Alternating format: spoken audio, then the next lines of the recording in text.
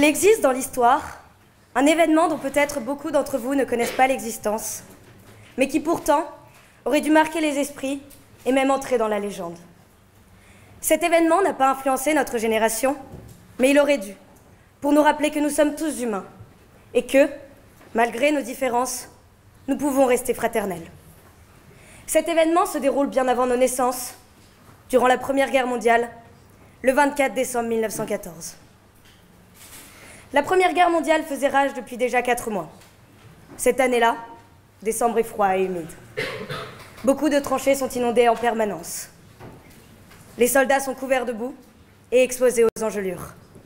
Ils craignent alors de devoir passer Noël loin de leur famille.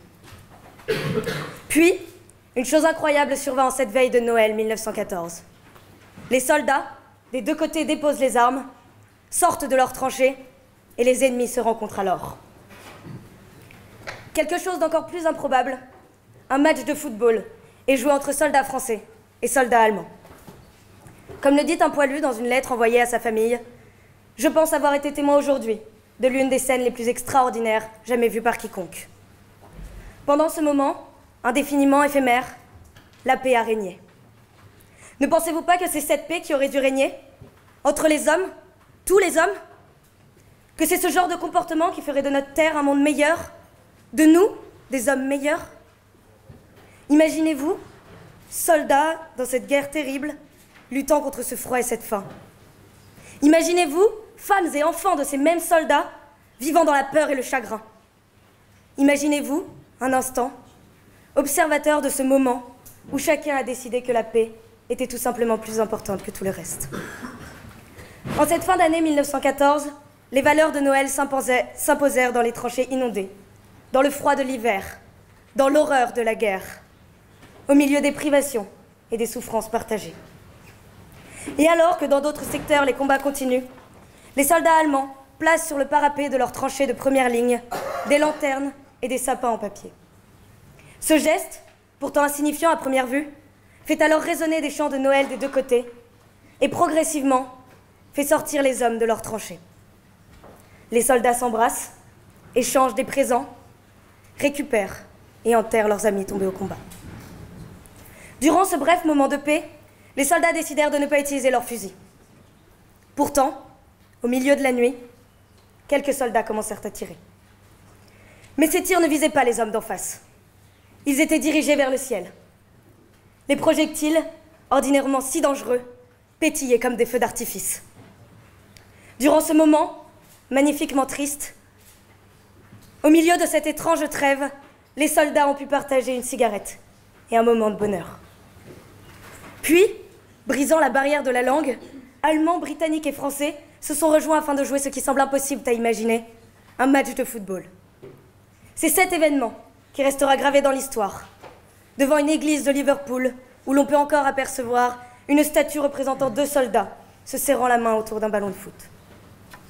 Mais dès le lendemain, la paix qui avait été instaurée a cessé. Dès le lendemain, les hommes qui ont partagé un verre d'alcool ou une cigarette sont redevenus ennemis. Dès le lendemain, la guerre a repris.